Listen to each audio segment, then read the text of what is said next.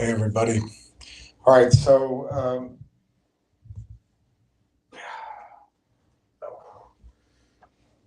oh, that feels good. Wow, I have gout in my foot, so taking the shoe off feels great. Um, uh, Bid 58 cents, ask 59.1 in Railtown. It's only 200,000 shares traded. So, um, in a typical market, I would say that's pretty good.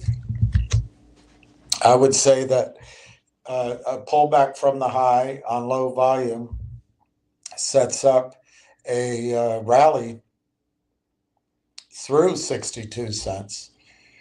But on the other hand, this stock apparently is being shorted out of one place. I don't know where that place is. And there's probably some hedging going on. Dollar, Canadian dollar, Canadian stock price, this stock price, but the rest of it's legitimate shorting.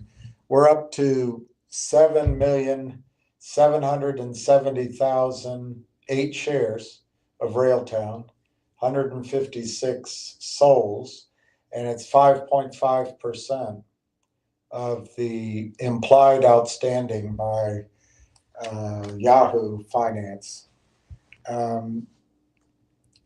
I didn't really organize anything new to talk about. I think I said what I wanted to say about a couple things this morning, and can't think of anything else. So I'll see what you're saying here, and then I'll find something to talk about. Hey, Mark, how are you? Hey, Darren. Hey, so now what? Hey, Steve. Steve, you're back. You're going to be the head honcho. 58 to 59.01. Let's see how other things are doing. The RKLB, which was one Colby, I think, one gentleman's recommendation. That's essentially flat, $39. AMC is up 32 cents on its way to moon. Don't take me seriously. GME 23.5 up 39 cents. Will Railtown be next? G-Bucks is 170, down 7 cents. And let's see. I'll just check out Finger. Finger is down 4 cents at 194.53. So let's just focus on Railtown. Very low volume, 200,000 shares. Just to remind everybody, what's probably going on here is this. The short selling, we're at 41 million shares as of the beginning of July. And, I don't think this records reconciliation at the end of the day, maybe, or some level of covering. On the other hand, I think it's fairly reflective because I've heard the short position is now closer to 45 million. And this is a US number. I don't know what they do out of Canada. So I think the reason that people have come on pretty hard, and maybe it's because I'm just a jerk, I don't know, but is because they're trapped. They're trapped. I don't want it to be a short play, but if it is, it is. Hey, Charlie M. The last guy timed me out. Yeah, you should be all right now, I hope.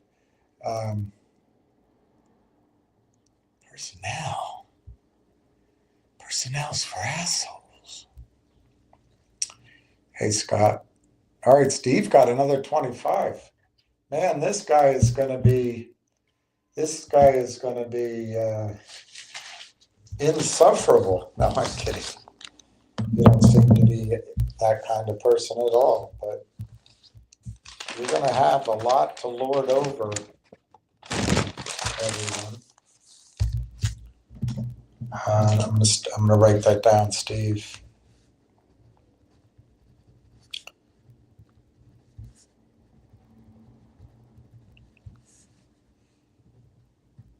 So that by itself, not quite. That might get us to 7,780,000. That is no 7,800,000. That's where we probably will be by tomorrow. Hey, Babcock family. Gotta feel worn out. Sheila D. I bought more rlaif.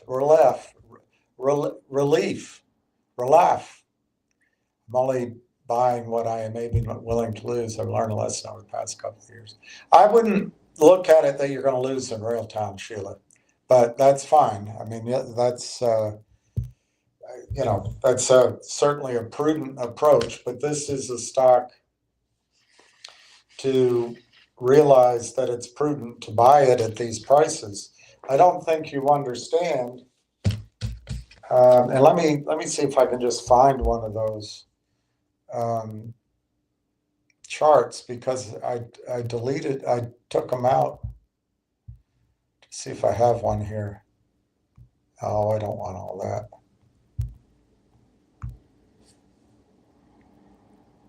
Yeah, which one would be a good one?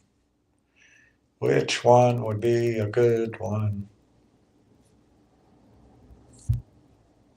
Let's just pick that one. And maybe pick that one. And maybe pick that one. And we'll see what they say.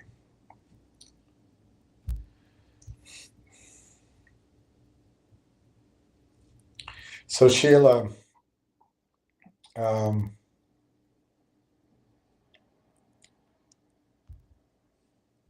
the difference between this stock and all the others that you've learned your lesson on, in my opinion, I mean, I think it's totally reasonable how you handle your investments.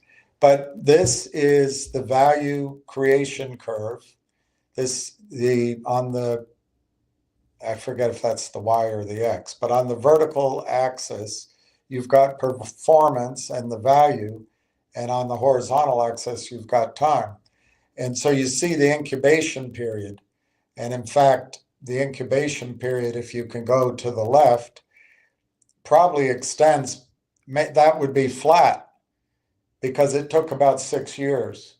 So you've got the incubation period, and you come out of incubation and you go into commercialization, you go into revenues, you go into profits, hopefully, but you go into production.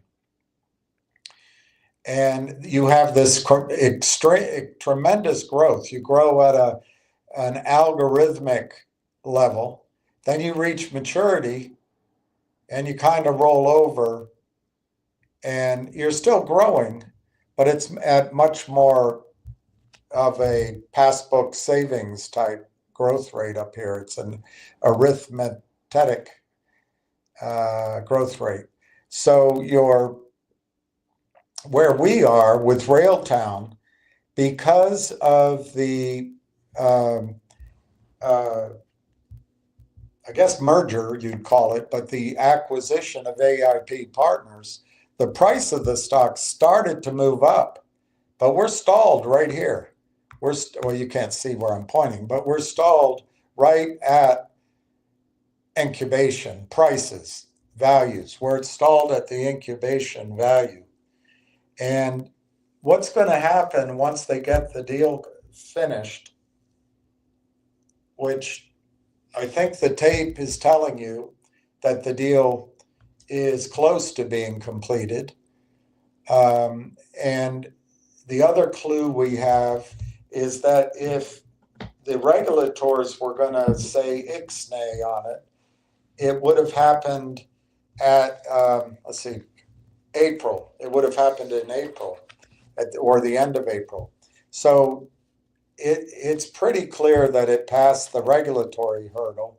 And the only possible thing I can think about why it's taking so long is that they may be negotiating with some of the companies and AI partners to roll them up. That's what I would do, but we'll find out.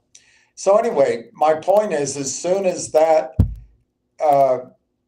that restriction is taken off the stock at Canaccord, just in general, once they announce the deal, I don't think you're going to slowly go up this growth curve initially.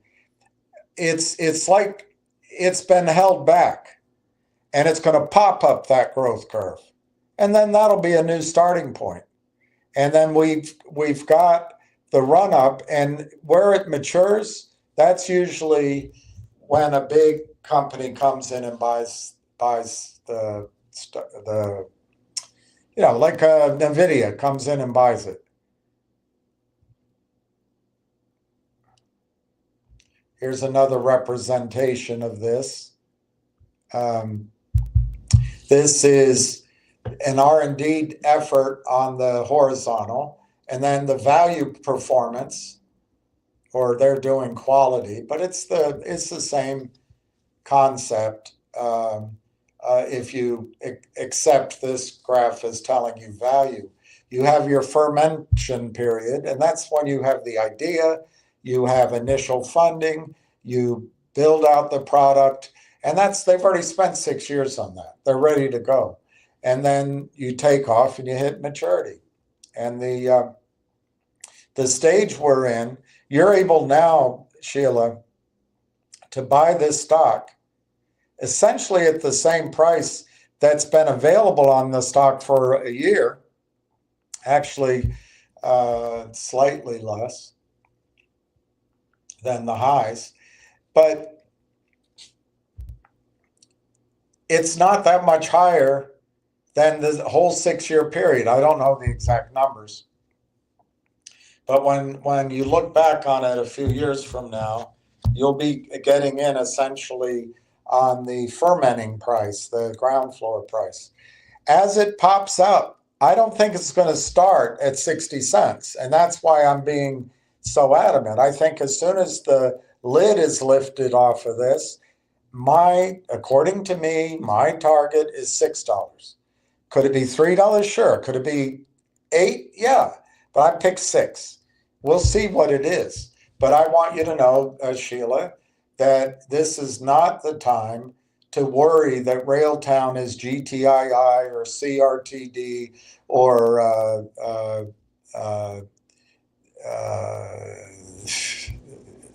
MULN or Logic, or this company isn't that. It just isn't. All right, let me show you one more chart, see what it says. Performance of innovation, R&D effort. So this is more about technology, but it's the same thing as value. And it's the innovation S-curve. And so you've got, I guess in the standard deviation curve, you've got your users of the technology. But again, where we are is at that beginning portion of the S-curve. So if you're cautious now, you're going to miss out on that leap. And my real point is, I don't see the downside, Sheila. I really don't see the downside. Obviously, it's a speculative stock, so anything can happen with a speculative stock. But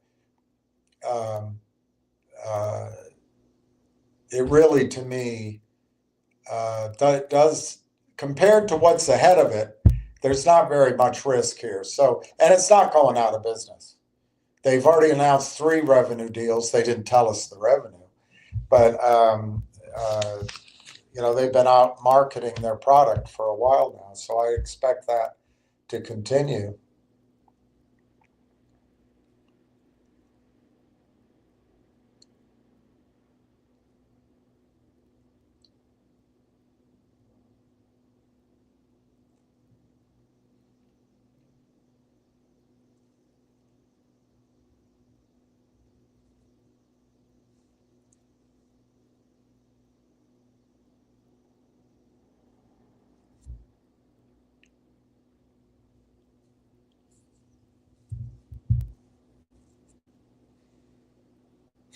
I forgot about those.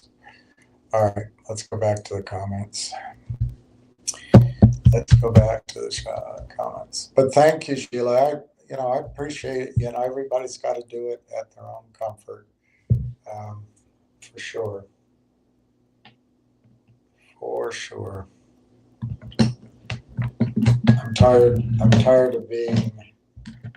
I think I've done my best to indicate that this is the stock. This is the one. This is the one to move into, and I wouldn't hesitate. It's not the same. It's the idea that this stock is the same as a GTII or I don't know. I don't want to pick on other stocks, but just one of the LGIQ, it just isn't. It isn't. I've shown you. I've shown you the a lot of those other companies and a lot of the pitches.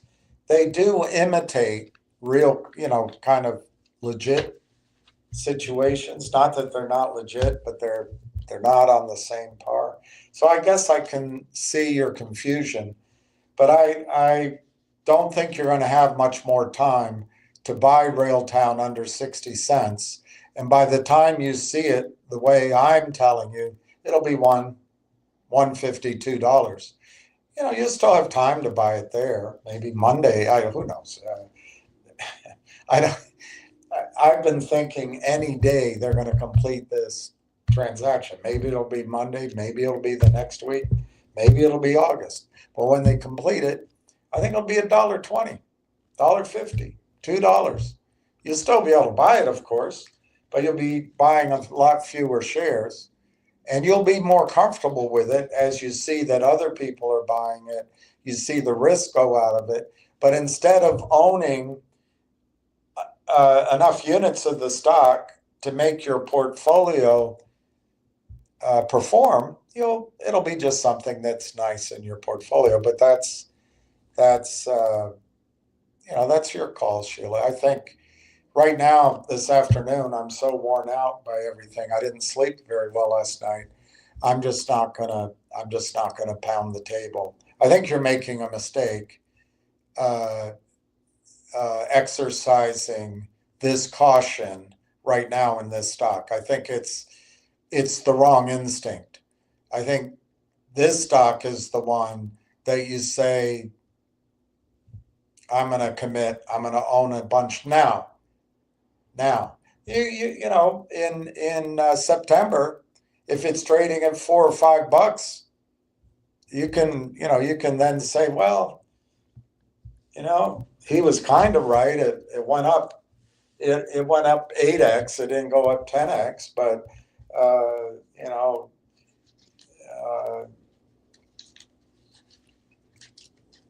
I've learned my lesson. You can get out then, but I think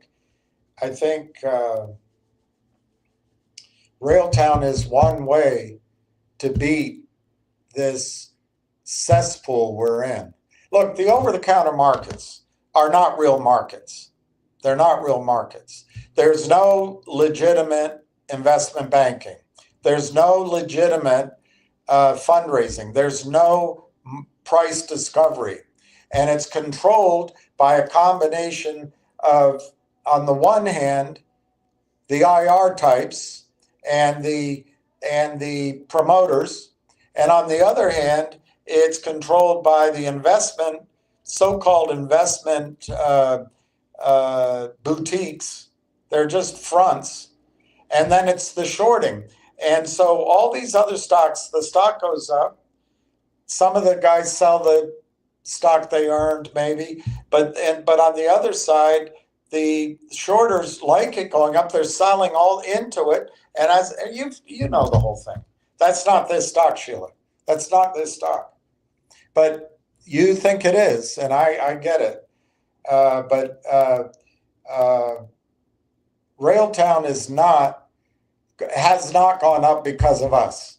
It has not gone up because there's a pumper out there.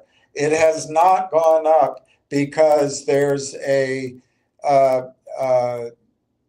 group wanting the stock to get up so they can liquidate what they were paid to promote the stock. There's not a short, an investment boot. So, one of these little offices, they all have the same crappy website and a similar name. That's hoping it goes up so they can short, their clients can short it.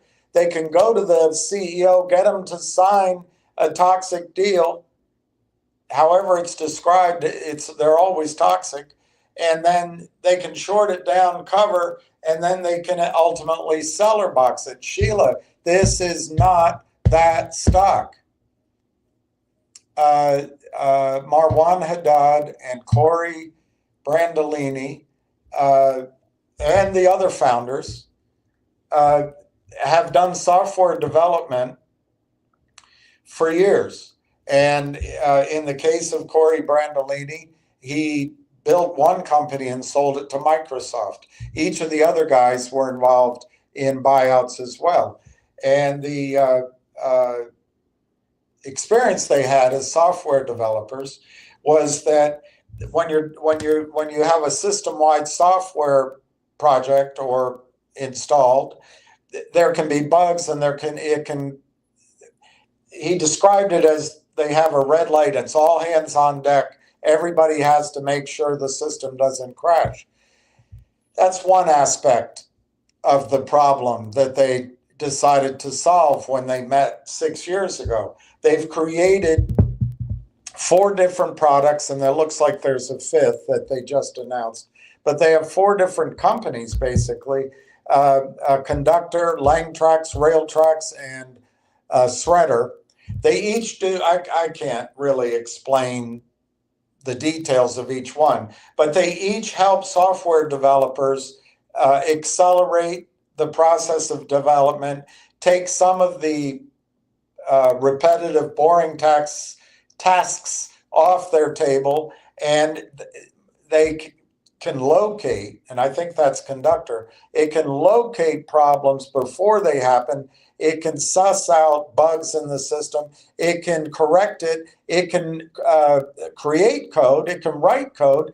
And this is the new AI 2.0. This is the future that's going to change all of our lives. This won't be the only company, but it comes as NVIDIA and other chip makers have created the quantum chip. I don't know what to call it. They've had a leap in the ability to process data. And then you've got data centers. So this makes AI 2.0 possible. It's not the time to be timid. This is the time to buy the stock at 60 cents. And the reason it's still here is because the machines that the shorts use saw the word memorandum of understanding. They saw the word weeks, and they just started selling it down because they can always bust a deal by destroying the stock price. That's not happening here. The company doesn't need capital. I know Tony Not So Dinero is out there saying that, oh, I've looked into the documents and I'm just here to help. He is working for the shorts, in my judgment. But if you want to be cautious, where is Tony going to be when this stock is $2? And you're saying, shoot, darn it. But, you got to do what you want to do. You got to do what you got. You got to do what you want to do.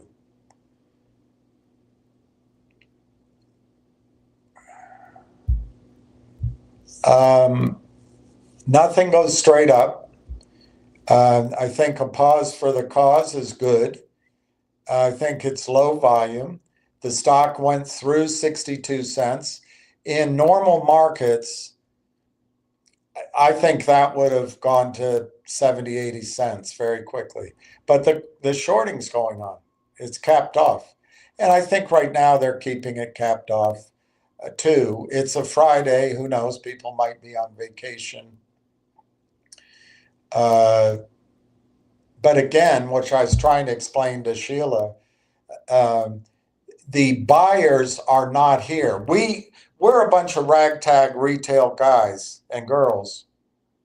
And I'm trying to cajole and herd and say, giddy up, hey doggy, let's go. I'm trying to get everybody in it, in the corral. But people don't know. They say, well, you're the one that you worked with, different stocks, and and it's fine. But each story is different than the other one, and I think this has nothing to do. All of those stocks, it has nothing to do with. You'll find out, and then it'll be too late to. I don't know. Talking to Sheila again, right now you could buy 10,000 shares for $6,000. I imagine within the next few weeks, to buy 10,000 shares is going to cost you $20,000. But maybe it's worth it to pay up, because then you'll have more confidence in the stock. The reason it's held back is because the buyers cannot come in while it's restricted. They can't come in because all of the buyers know or could know material inside information.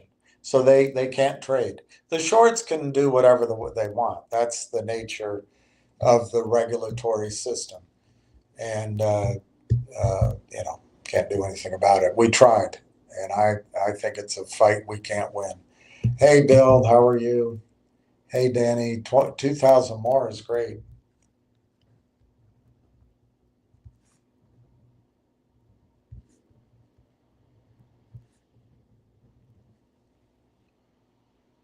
Ward Richardson.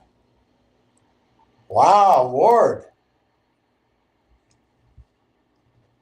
That's a nice position. I wonder what it was trading for in July.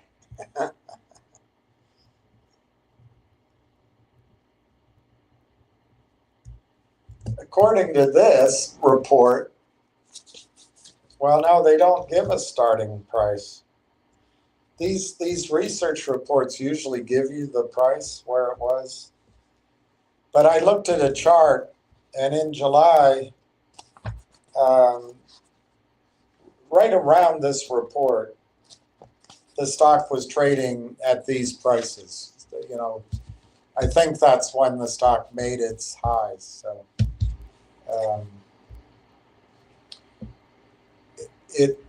it probably was frustrating to wait it out, but that's a great position. I'm going to add that. That's going to get us over. I think we'll be at 7,900,000, which is pretty amazing. I'm sure it's a little bit of double counting with other people's positions, but thank you, Ward. Who was better at selling a deal, Monty Hall, Donald Trump, or William on RLAIF? I don't know what stonk means. I would say come on down. I'd say Monty Hall. That would be my choice. I just spoke to a couple of MMTLP community members and told them about Ralph and the channel. They both have high regards for you. One of them said he hasn't spoken in a while. Yeah, I haven't been in there. There was no reason I didn't do it. It just, a couple of times I expressed my view, not forcefully, but I expressed my view that I didn't see a settlement in MMTOP. And I wasn't told to not say that, but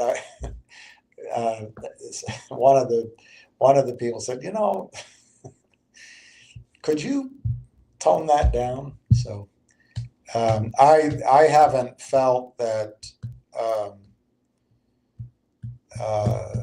there's been much hope on MMTOP as a resolution that means anything for a long time, and I own it. I mean, I don't know. It's like $40,000. that I lost, which I'd love to have back. I'll tell you that. I think whatever 4,269 times 8 is what I lost. But thank you for that. And maybe I should go in there. I like that community. I really think they do a good job. Amazing people in there. Amazing people.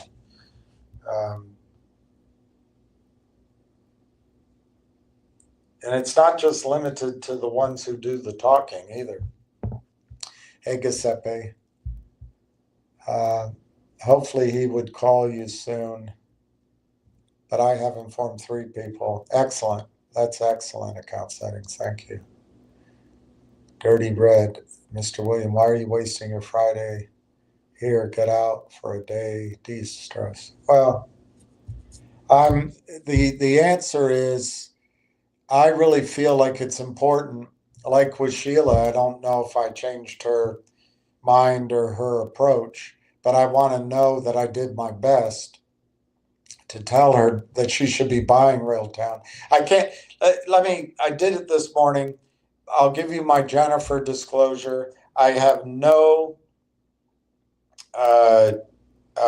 relationship, no contract, no compensation of any kind from Railtown. And then my broader disclosure, anything I say here might be wrong. You should assume it's not correct and do your own due diligence. I try to provide, maybe not each time I say it, but over the course of these videos, I try to provide the backup, like the research, like the videos from Railtown. I try to give the supporting documentation of where my thought process is. But it's not financial advice. It's opinion, it's editorial, it's educational, I hope, it's strategy, but it's not financial advice. Anyway, having said that, I feel like I've got 20 minutes to get people to buy the stock because any day, we could, after hours, during the day, in the morning, any day, we could get notice that transaction's been completed. And what Sheila doesn't see, and she's not the only one, is that there's no buying. The people that understand this stock, it's not Sheila, it's probably not me. So Sheila sees it just like one of the other stocks. It's not one of the other stocks.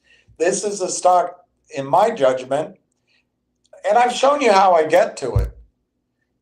If they do and I'm not going to do it right now because we've got 20 minutes, but if they can show, let's say by the end of the year, they can project 100 million in revenue, and it's easy to come up with scenarios. They do much more than that. 100 million in revenue at 25x, which is the trailing multiples that banks and acquirers are paying. Apparently now they're paying 150x. But you come up with 8, and you double the amount of shares outstanding, which I don't think is going to happen. You come up with an $8 target now, the next few weeks, months. But I have to keep explaining it and describing it. I'm sure I don't do a good job, but the people who are precluded from buying because of the restriction, because it's in the middle of this negotiation to complete the merger or the acquisition, once that's done and notice to the whole world, they can come by, and they won't hesitate. They won't say, well, I'm going to just buy a little bit because I've learned my lesson. That's not what they're doing. They're going to come in and establish their position. And I think when the stock, particularly if the stock gets through 62 cents, and they do announce that, I think the stock will double. And then you're going to be frustrated. I think Sheila will be frustrated. But she'll be happy with what she bought. Everybody's got to do what they do. Yeah, Ted, I took Lion of all uh, of all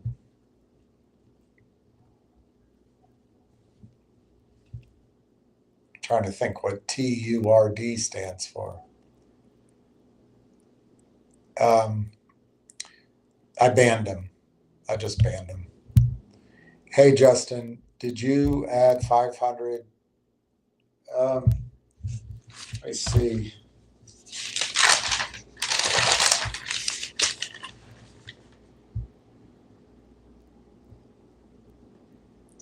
I have you at 17.5. So maybe you're at 18 now? I don't know. But yeah, I put in 17.5. I don't know. That's the problem. I didn't write down if that's because it added 500 or I don't remember.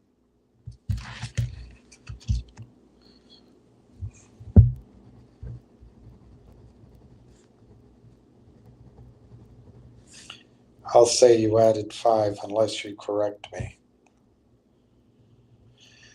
Unless you correct me. Hey, PS 71.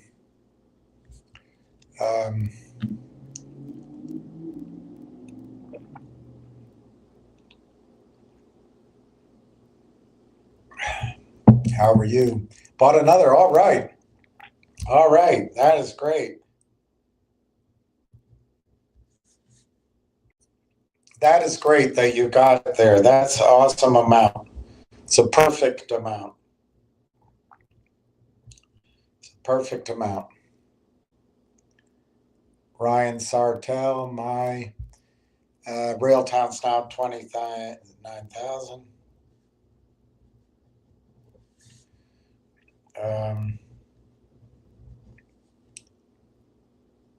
Crypto's hitting new highs. I saw that. There you go. That's exactly it. Imagine what gold and silver would be without crypto. Exactly. And in that a little Iranian kerfuffle, crypto didn't hold up. So there's a risk in a crisis that crypto won't hold up. Now, fact is, we don't know what it will do, but it could be the time for silver and gold to shine. If computers crash or big hack pops, what would happen?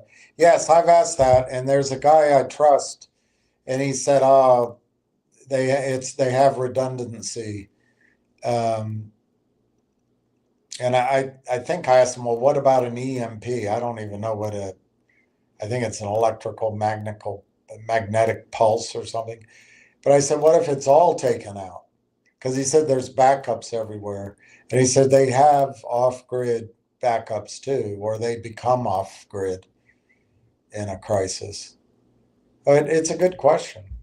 Sam Guest, I'm up to 6,200 shares. All right, Sam Guest. 6,200. Red Hook Texan, any thoughts on ZJYL? Looks like Trump has not targeted the no, I don't think he'll do anything about it. Let me just look at ZJYL. ZJYL was a stock last year along either with or separately, I can't remember, with GDC, but I think it was ZJYL maybe alone. That there was a loose group of bankers and whales and wealthy people that owned the float, and there's a big short, and they did that forward split, and it was out of Asia. I can't remember, one of these is a wheelchair company or something. But I think they also were somehow had pitched it to a trading, one of these computerized trading guys, and maybe they joined in. At least for a while, they were interested in doing it. But somebody that's close to the story put it out on Twitter before it happened, and the attorney said, "Whoa, whoa, whoa, whoa, whoa, whoa, whoa, whoa. We know you're not trying to do anything bad, but it's going to look like you colluded, and you better not do it." So they backed off. So it didn't squeeze. Didn't even try to squeeze because everybody backed off. And now you've waited about a year to see if it'll happen. And maybe it will. Maybe it will. I don't think the whales have gone away. But I know the gentleman, Steve, I yammered at him, and he sold it and bought Railtown at 30, I don't know, 30 cents or something. So that's still my feeling. I would sell. Here's how I'd look at it. And I'm not making a long-term call, just let's say 8 weeks. So 8 weeks minus 2 weeks plus 2 weeks, just roughly 2 months, maybe 3 months. The question is, what will Railtown do once they announce, if they announce, but I should say, but I believe it's happening because the tape's telling you that.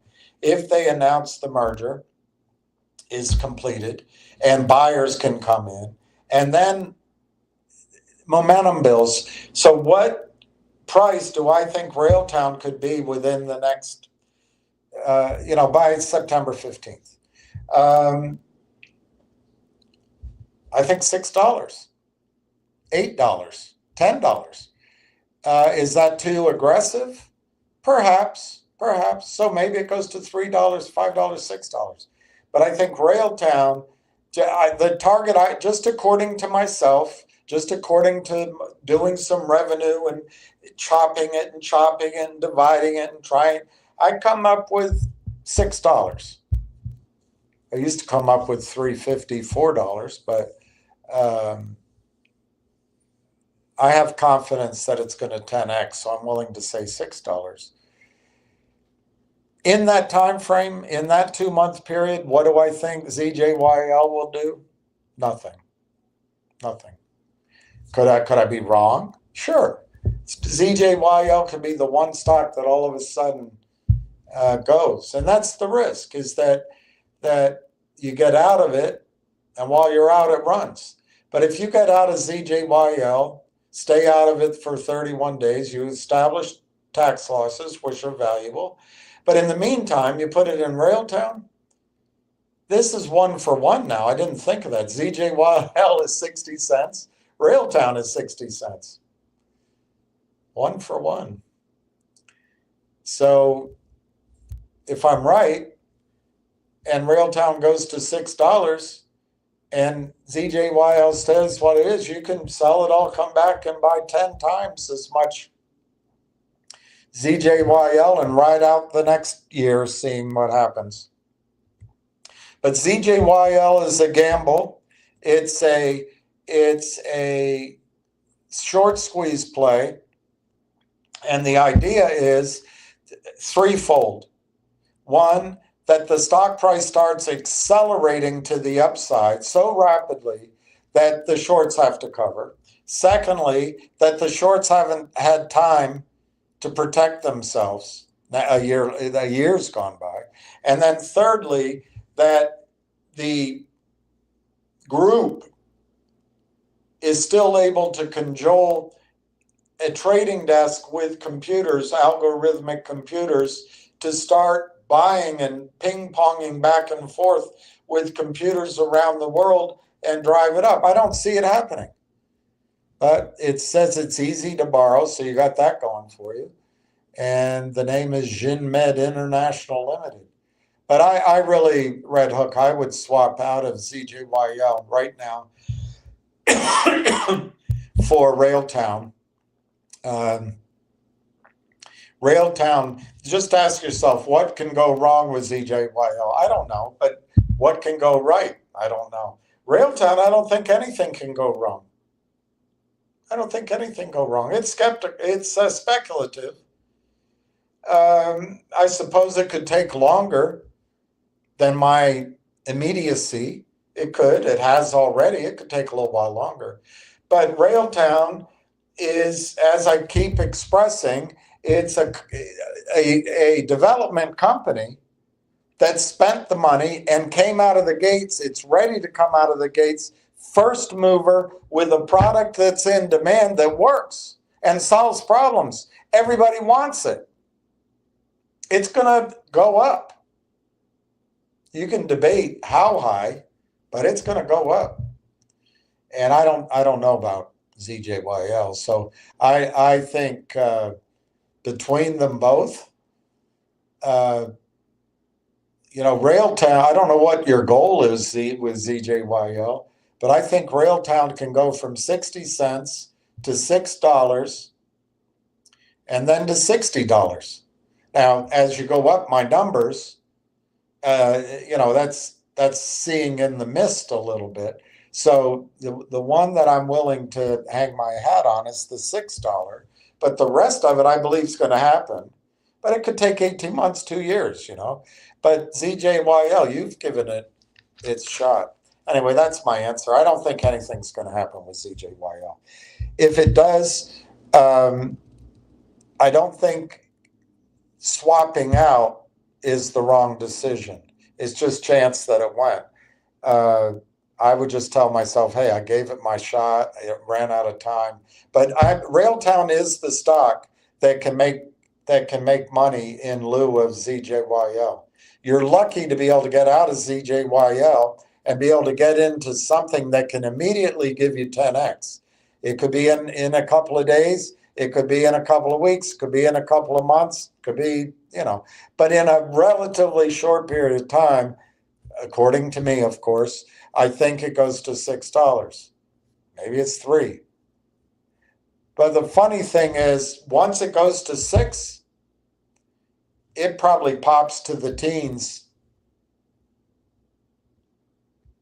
overnight because institutions will be buying it. And the thing that's different that Sheila doesn't understand, this will be an institutional stock. It will be at some point where retail can't even find stock for sale for a period of time. It'll trade by appointment because nobody's selling. And you'll be able to buy it through an ETF or a mutual fund, but there won't be much stock for sale in the open market. It's not the same as what we've experienced. Right now, the shorts are shorting it, so you figure, it's just like ZJYL. Wow, ZJYL just went green. It's up 0.0019. It's 60 cents 93. Let me see what Railtown is. Wow, Railtown.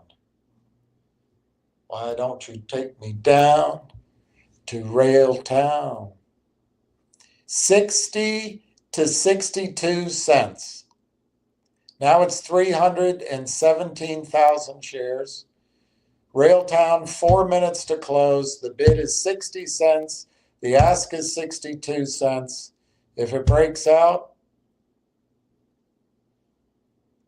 it'll be Katie, bar the door. Katie, get up and bar the door.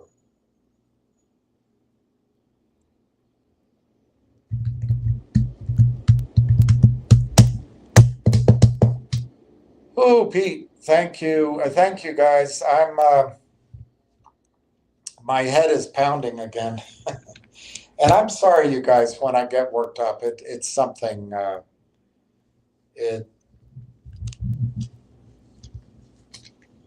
guess even in my advanced stages of life, I should still be able to correct that. But I get worked up.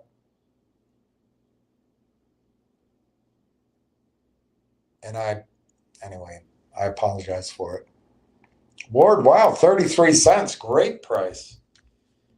Great, great price. That I bought last year, I think it was 38 cents is my average price, I think.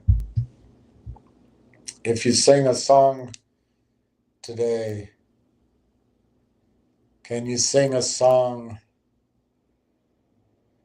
I, I'm looking for a hard-headed woman, one that will take me for myself. And if I find me a hard-headed woman, I won't need anything else. Why? Why? I was not a hippie in the day, and my mother was, but I wasn't. I'm a different generation. I did have long hair, but yeah, I like Led Zeppelin.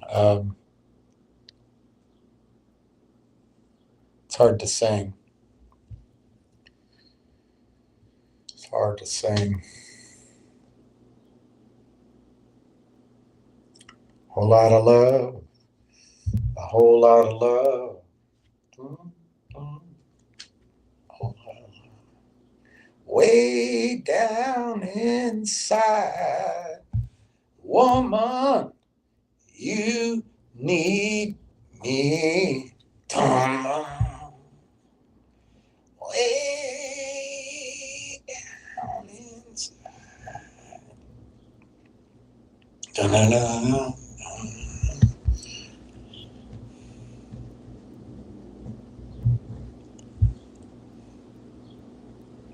That's good, Lawrence. That's great.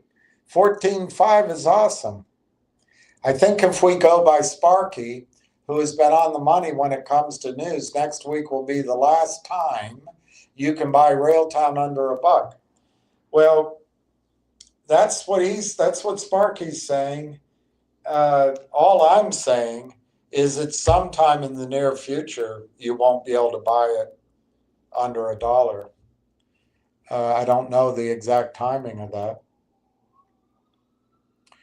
Railtown closed at 61.91. Wow. Right under 62 cents. Bill, what's weird, I was really adamant. I've been talking about it for a while, but I'm just talking in the last 4 or 5 weeks.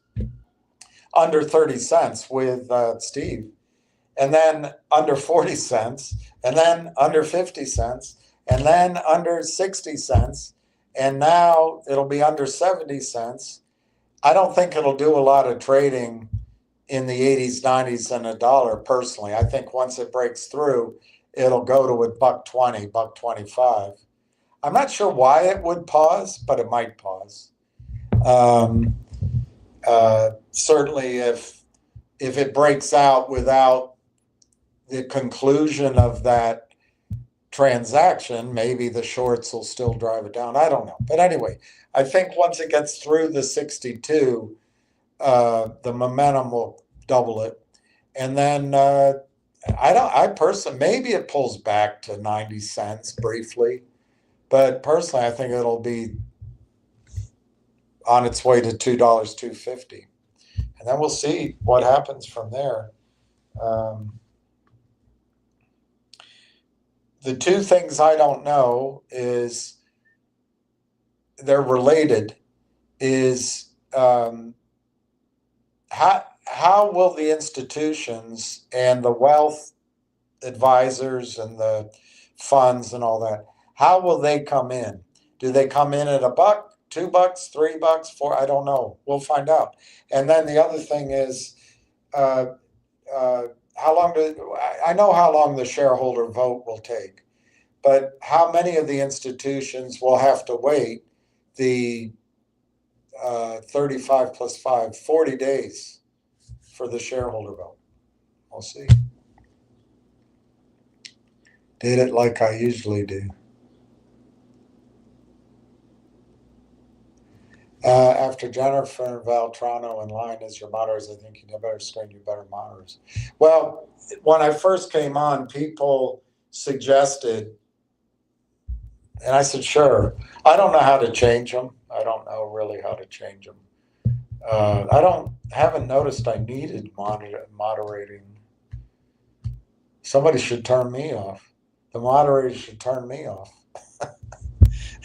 Then they'd be doing their job.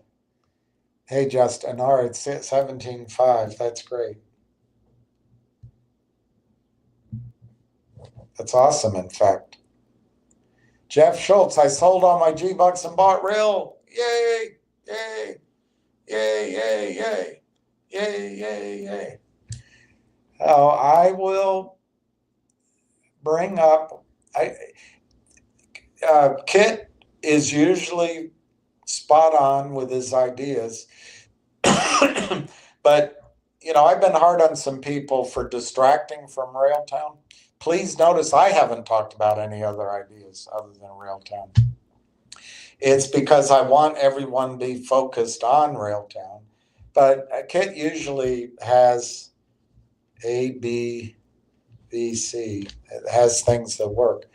For those of you who want to be active traders and trade on the, charts and quick recommendations,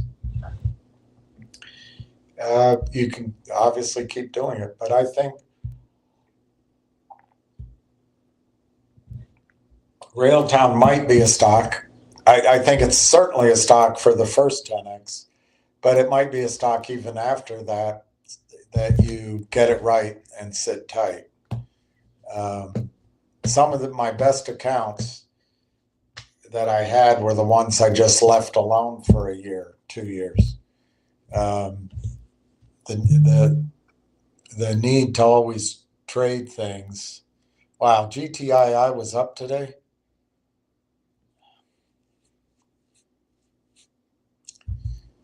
That's like that stock, WOLF. It did go up, but it's in chapter 11. It's just, I don't know. It's a little bit insanity. I believe next week or afterward, Jerome Powell would resign. The markets will jump. Yeah, I don't think the markets have anything to do with Railtown. I don't think Jerome Powell's going to resign.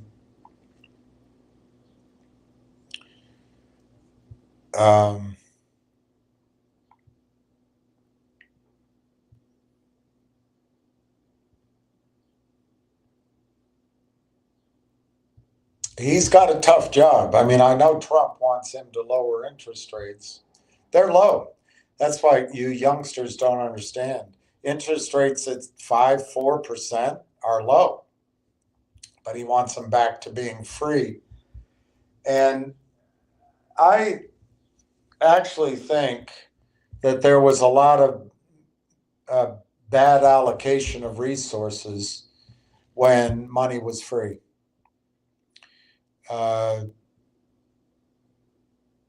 So I'm not totally against interest rates staying up.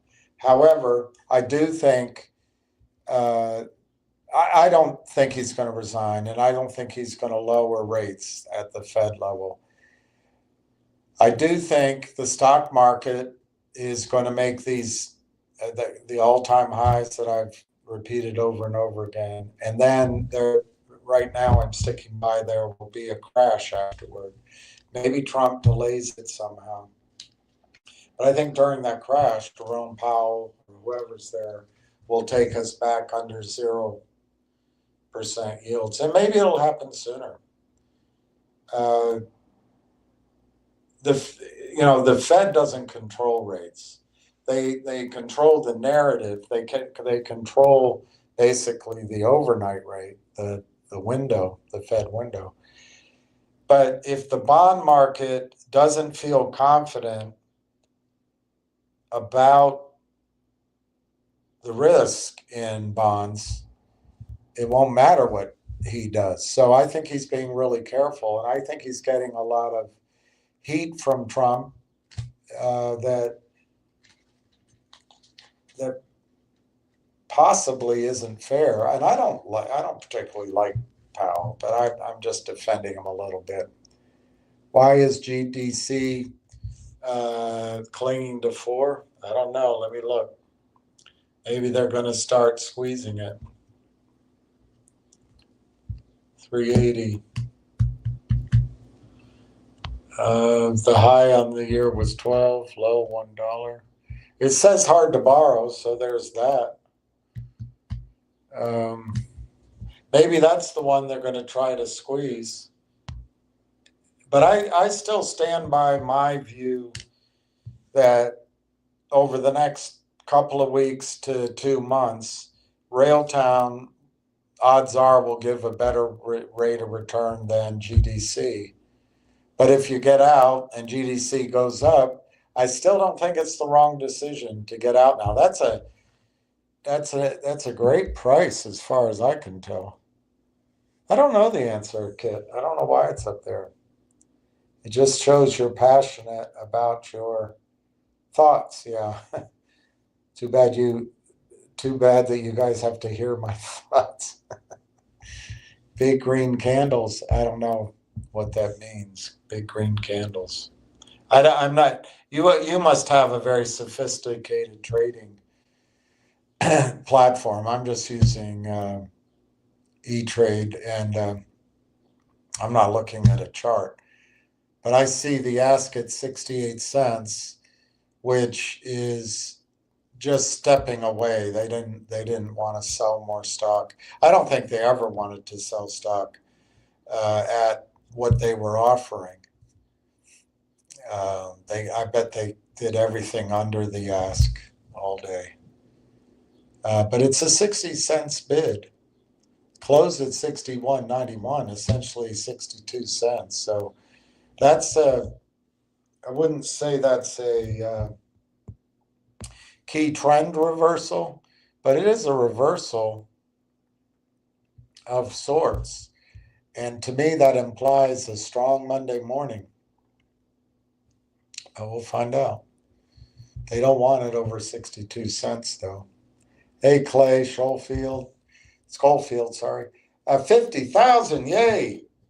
One guy told me about a month ago on Railtown, he owns it. And he, like I do, he thinks about the revenue. He said, if you own 50,000 shares of Railtown, you can retire. Of course, it depends on what we expect out of retirement. But Clay, I think over the next, 24 months, it could take longer, it could be less. But I think the stock has a decent shot at going to $40 a share, maybe $60 a share. That's $2 million. And that's why I get so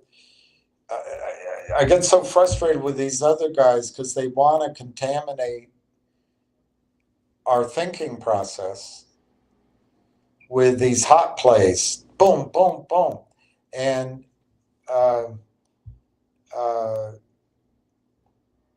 it's a little bit like flipping real estate, which I told you I did some of. Professional real estate investors will tell you, why are you flipping? Just hold on to it.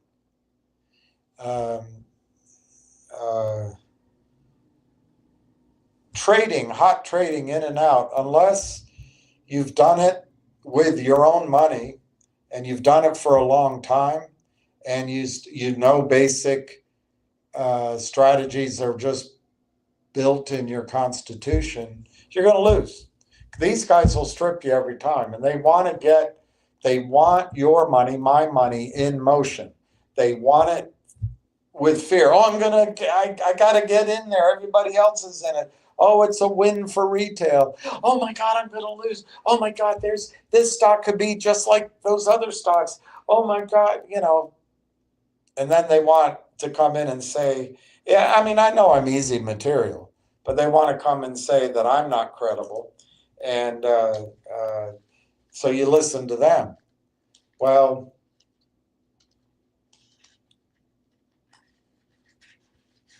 I really think, I quoted it yesterday, but I think Railtown is the car, the door's open. The ride's not free, I suppose. It has some risk. But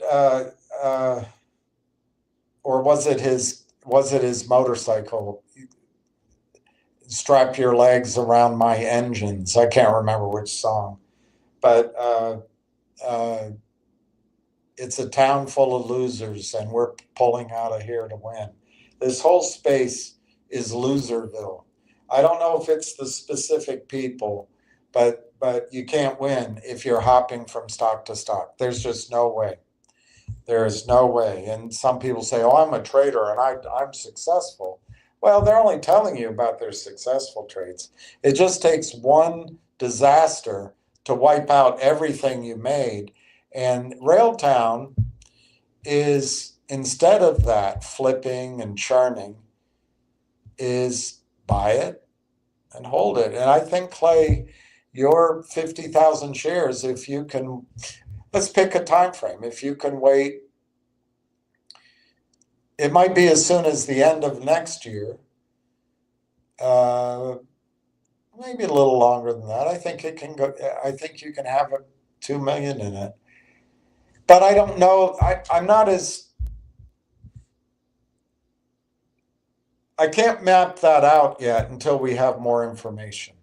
And the one big caveat I have is if the overall stock market crashes, everything will go down temporary. I think temporarily.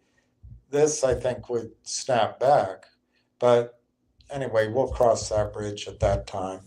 The other thing, if this squeezes, I'm going to be unhappy if it squeezes because uh, even if you make a lot of money, and yet we have to be aware of it. We might have to sell. I mean, the price might be too tempting, but then the money's cash again, and then you're susceptible. Not you personally, but the group susceptible to somebody coming in with another story.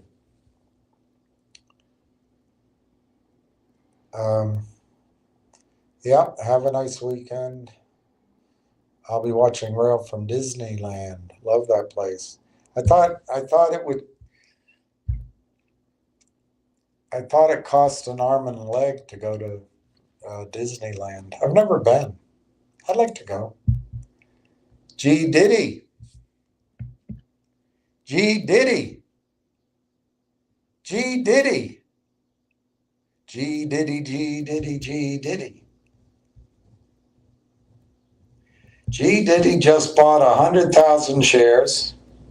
Awesome. Let me see if that's on the tape. No, but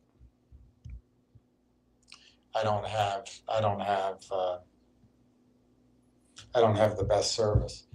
That's awesome. Congratulations. Yeah, cheers for the weekend to you, sir.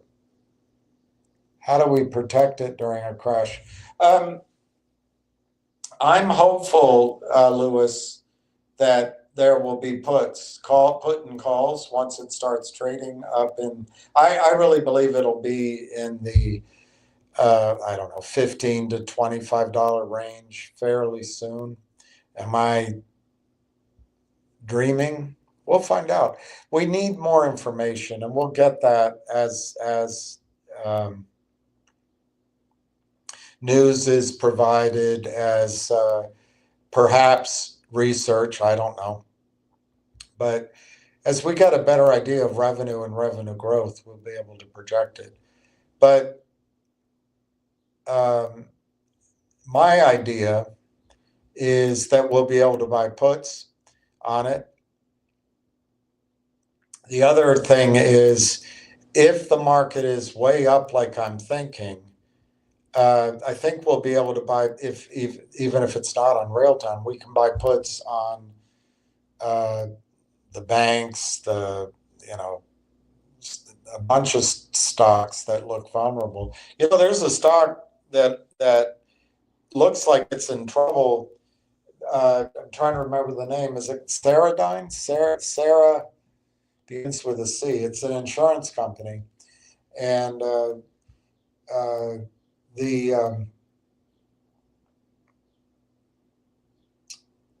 what's the term? The events. They sell health insurance and maybe life insurance, but the actuarial tables they used are all out of whack because of something everybody had to do 5 years ago. So there's a lot more of certain things happening to human beings. So their losses are mounting. And insurance companies, that might be the source of what starts the crash. Whatever starts the crash, it'll be something that we haven't thought of. It'll be a surprise. But anyway, I think we can buy puts.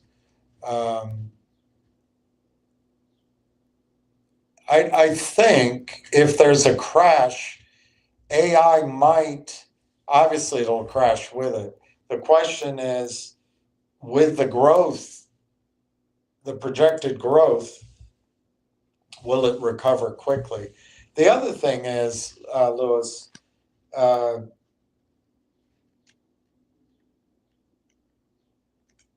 we might not be ready for the crash. Trump may be able to blow the big, beautiful bubble bigger. We'll find out. But it's on my mind, and we're going to address that. I just don't have an answer right now. G Diddy.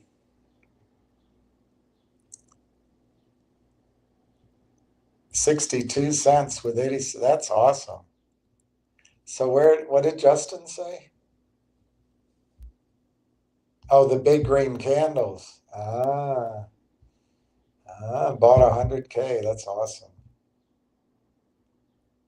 I mean, protecting Railtown. Yeah, I know. The obvious answer is we might have to go to cash while it goes down, but I take very seriously the possibility that Railtown becomes owned. Look, we right now have 5.5%, but there's other retail players out there too beyond us. But I expect by the time it's said and done that Railtown will be largely owned by institutions. That's my call, not by retail.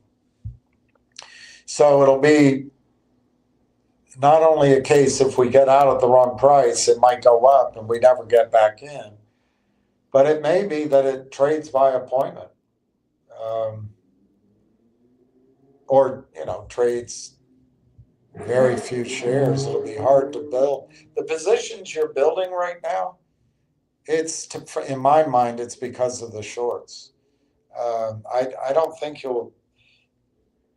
One, because of the cost, but two, I'm not sure this kind of share volume will be available later on. So my point is, if we panic out in a correction, we might not be able to get in. On the other hand, if we get out at the nice price, we might be.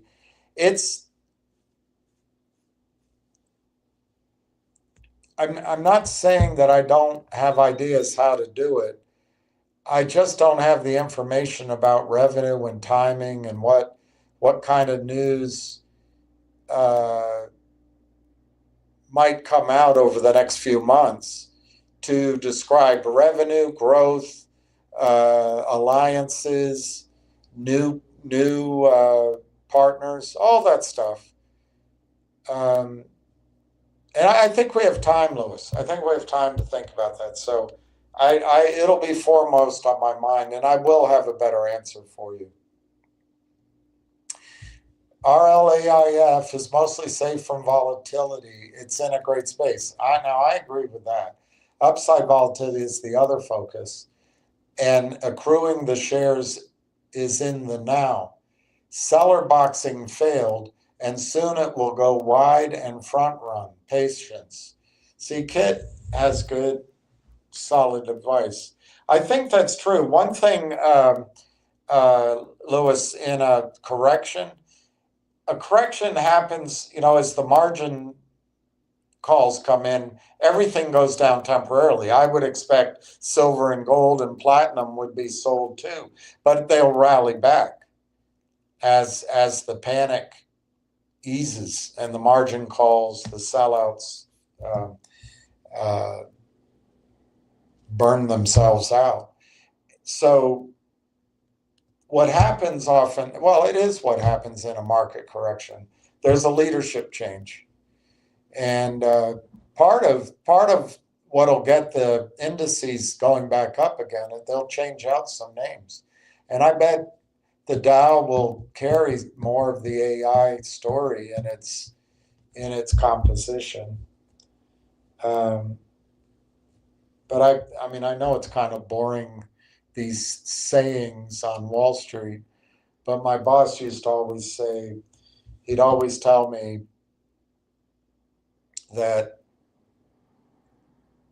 and it never really happened, but when the market corrects or when it crashes, it stops being a stock market and then it becomes a market of stocks. So um, when the indices fall and the favorites collapse, there's a rotation out of those stocks into others.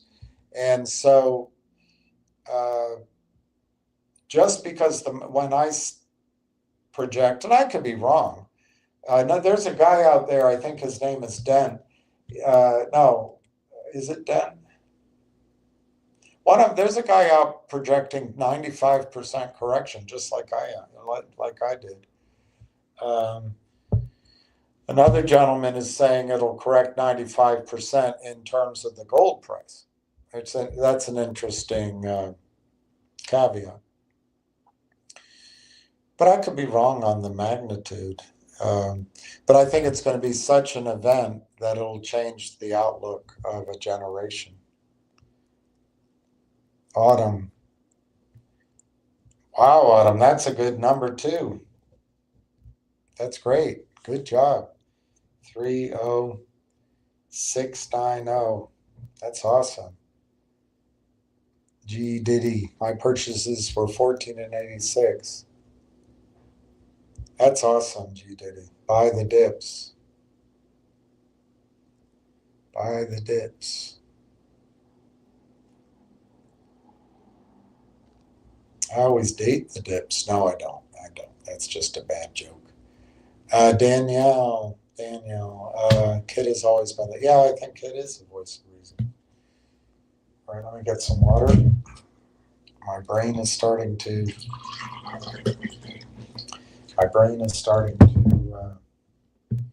spin.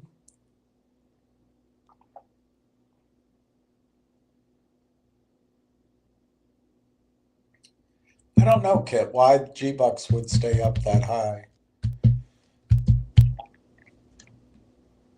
That's an interesting question. Might be the sign of something. Not G-Bucks, sorry, GDC. Kitteridge crashes have an average of 54%. Yeah. I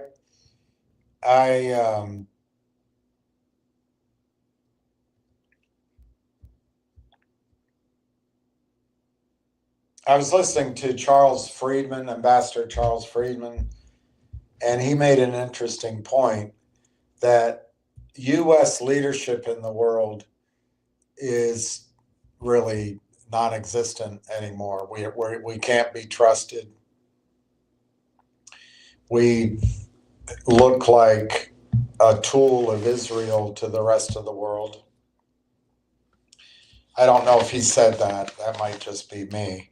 But basically, we've lost our ability to lead. And he went further and said the European leadership of the world, 500 years is over. But he went through a list, and I was walking, so I didn't hear it all for sure. But Russia, he doesn't think can take over. China can't take leadership of the world. Iran can't. So his point was where the world is rudderless. And so in that situation, it's possible that the United States, particularly under Trump, can blow the bubble larger for longer.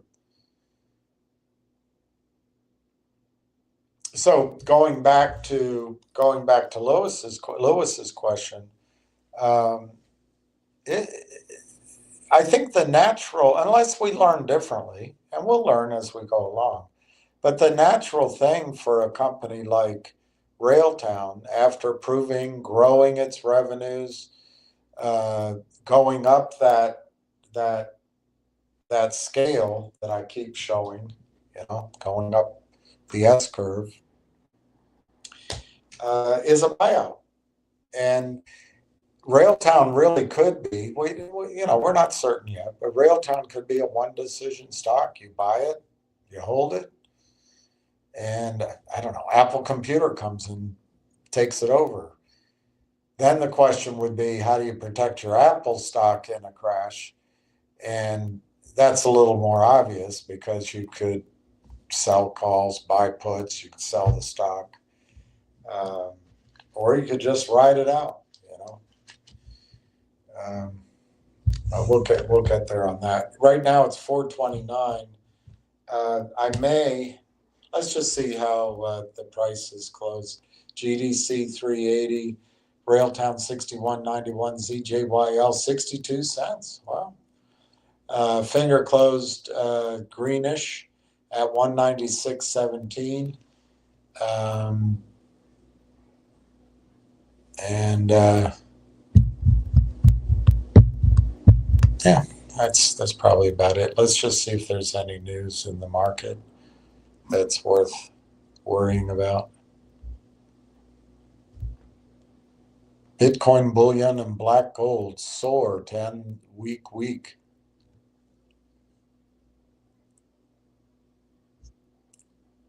Idiots.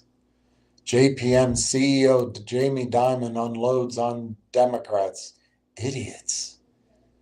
It's for you.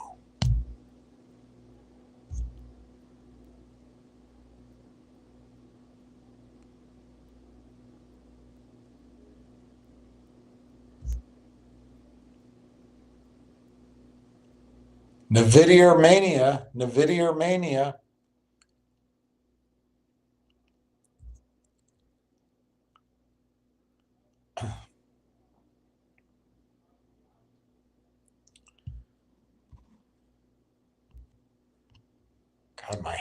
God, what's wrong with my head?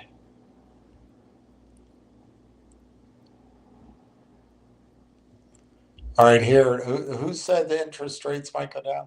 According to Martin Armstrong, the minutes report by the Federal Reserve indicates that the central bank is unlikely to cut rates at the next Federal Open Market Committee meeting, July 29-30.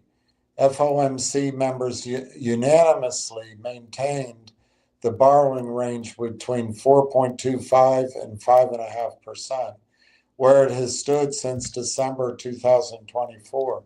The central bank knows that it has limited power to control inflation through rate cuts, and stimulating demand is a moot point when the government is the largest borrower.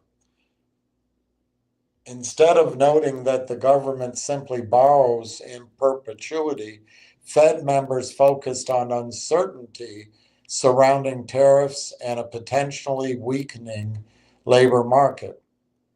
Chairman Jerome Powell stated that cutting rates was a closer call as the 2% inflation target has been out of reach for several years.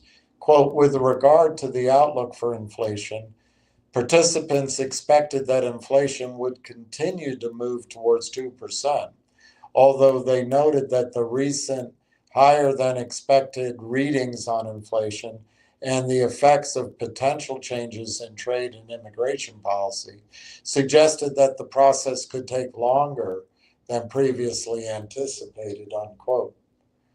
The FOMC meetings further said that's what they said.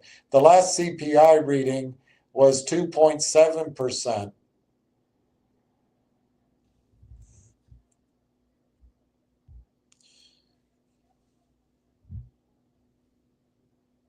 I don't know what the PCE is right now. The price consumer index, the PCE came in at 2.4. What is PCE? I should know. What is it? I don't know.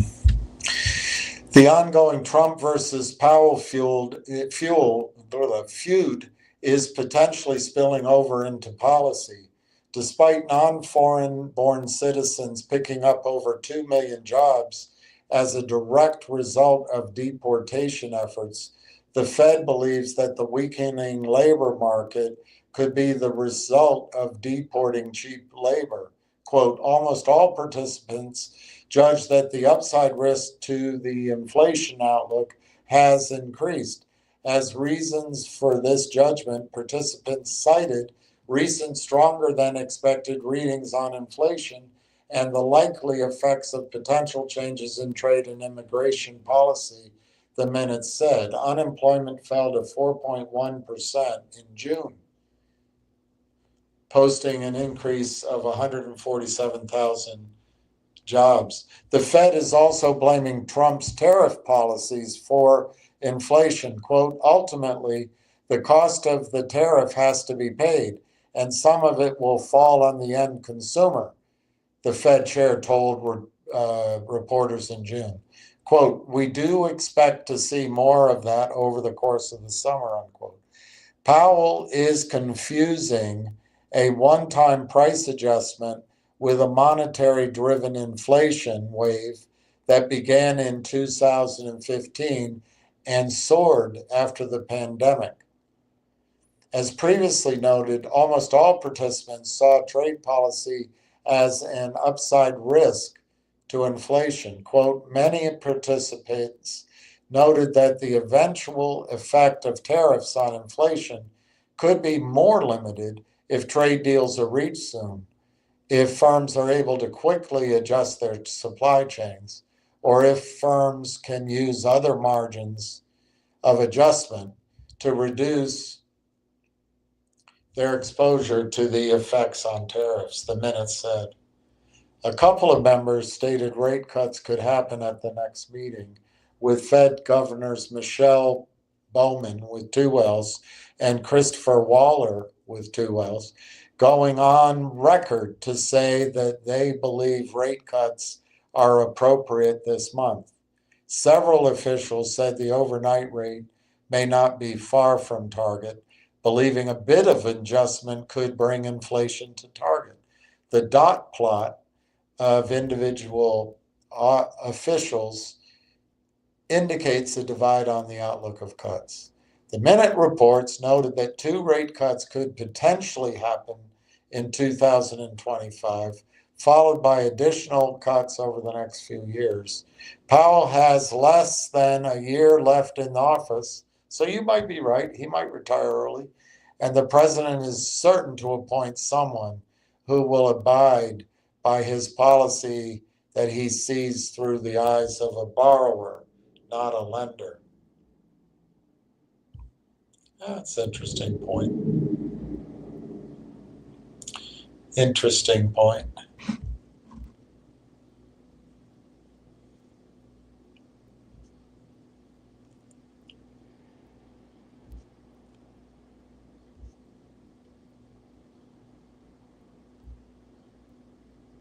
The world according to Rick Rule. I'll have to listen. I'll have to listen to that video so you don't have to. But I like Rick Rule. He's got his own style when he's talking. I'm a bit jealous to see all those people with 10Ks and 100Ks railif. Hope my pay will come fast enough to buy a bit more next week. It could. It looks like to me, the way the stock closed, I mean, it looks like we'll have Monday and Tuesday. It looks like we'll have next week. But time will tell. The probability of rate cuts keeps being pushed out. T-Man wants lower rates to reverse the housing situation, among other aspects. We were all too low for too long, and that caused, I think it caused a lot of malinvestment. And Trump wants to keep it going, which he alone, if there is a leadership vacuum in the world, he can step into it. So maybe it'll happen.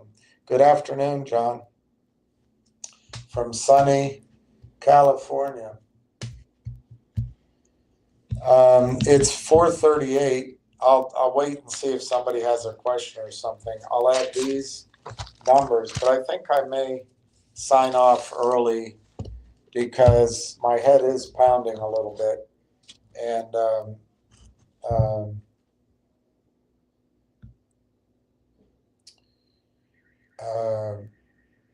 I've kind of run out of being able right now to tell the story on Railtown anyway. But hopefully, maybe we can do this again over the weekend, or I can do a short video. But hopefully, I can convince some of you who haven't purchased Railtown over the weekend. Just take a pad of paper and you can look at some of your stocks and just ask yourself the question, what's this stock going to do by October 1? And depending on how strongly you feel about my strong conviction on Railtown, you can pick a number of what you think is reasonable for Railtown to do between now and October 1. I think 10x is a minimum, but you might have a different number. You might say 5x or whatever, or 15, I don't know. And then just let your own thinking be the guide. You don't have to make your money back in the stock you lost it in. And I think even though this is all kind of the umbrella of speculative investments, I think that Railtown, because of where it stands in its own development cycle, but also where it stands with the wind behind its back because of the amount of money, I believe, after Labor Day that's going to start pouring in from institutions and retail of the big wirehouses. I think there's very limited risk to the downside, at least under that speculative bubble, speculative umbrella, in Railtown. And I think there's I keep saying it, but I think my number is 10x from here, 10x from here.